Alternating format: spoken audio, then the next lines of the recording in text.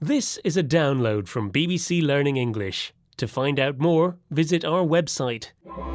6 Minute English from bbclearningenglish.com. Hello and welcome to 6 Minute English. I'm Rob. And I'm Alice. Hello. Hi there, Alice. Now, have you read any books by Jules Verne? Yes, I have. Journey to the Centre of the Earth was my favourite book as a child. A German professor and his two companions climb down a volcano in search of the Earth's centre, or core. They visit strange lands inhabited by dinosaurs and giant prehistoric humans and sail across an underground ocean. Very exciting, but it doesn't sound very realistic. How do they get out again? Well, they shoot to the surface from the mouth of Mount Etna during a volcanic eruption. Wow, well that sounds very uncomfortable. Well, on today's show, we're going to discuss what scientists really know about the Earth's core. Yes, the Earth has a dense inner core surrounded by a fluid outer core. Dense, by the way, means heavy in relation to its size. But, Rob, I've got a question for you, as usual. How big do you think the inner core is? Is it the size of A, the Moon, B, Jupiter, or C, Mars? Right, well, I haven't a clue, to be honest, so I'm going to take a guess and say C, Mars. Well, we'll find out later on in the show if you're right.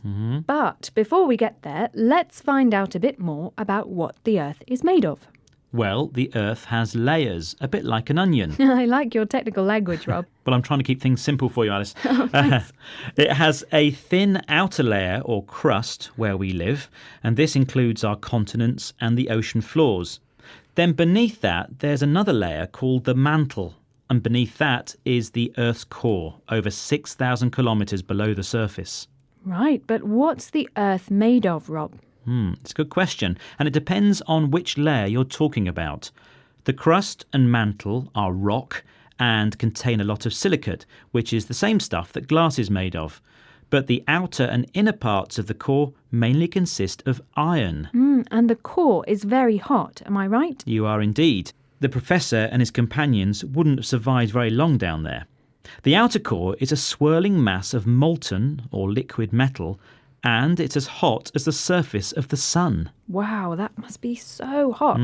Right, let's listen now to Simon Redfern talking about the inner core and what's happening in there. And so over time, the planet has started to cool. And as it cools, eventually, at the centre of the Earth, the highest pressure point, we pass over the crystallisation temperature, the freezing temperature of iron. And iron starts to freeze at the centre of the Earth, and you get a crystal of iron right in the middle that starts to grow.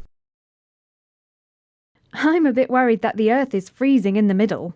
Don't worry, Alice. In this case, because of the incredibly high pressure in the core, the freezing point of iron is actually about 6,000 degrees. Oh, right. And the iron has been cooling down and crystallising for 1 billion years, and at a rate of just 0.5 millimetre every year. Oh, well, yes, that sounds like slow progress. Certainly. Now, moving on, we should also talk about the fact that it's the liquid iron outer core that generates magnetic fields. And it's thanks to these magnetic fields that life on Earth is possible. Right. Let's hear more about this. Well, the magnetic field is very important because it protects us against cosmic radiation. So that's one really... How does it do that? It just creates a shield which will just deflect the cosmic rays from the sun to actually reach us at the surface of the Earth. So it protects us. So it goes up there, and we're ringed by a magnet. Yeah. There's just you would see the radiation kind of go round the Earth and not actually reach us. So there's a magnetic field around the Earth that protects us from the sun's cosmic rays. I'd like a magnetic field around me. It could be my superpower, like in X-Men. Oh, dear. Calm down, Magneto. Now, the magnetosphere is the area around the Earth in which the Earth's magnetic field is felt. It protects us from the sun's radiation and the flow of particles which would otherwise strip away or remove the Earth's atmosphere. Right, I see. And what does radiation mean? Well, radiation means heat or energy or particles in the form of rays, in this case, the sun's rays. OK, and deflect? To deflect means to make something change direction. Right, I see. Thank you. Now, Rob, I asked you, do you remember, at the beginning of the show, how big is the Earth's inner core?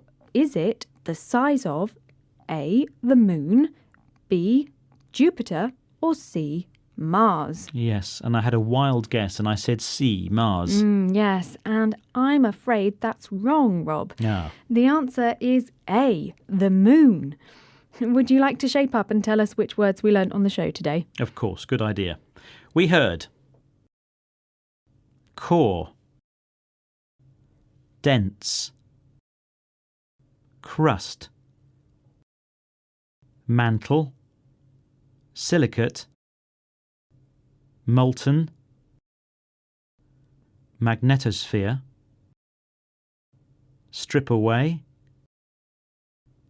radiation, deflect.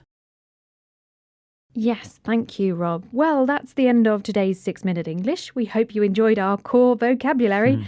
Please join us again soon. Bye-bye. Bye-bye. 6-Minute English from the BBC.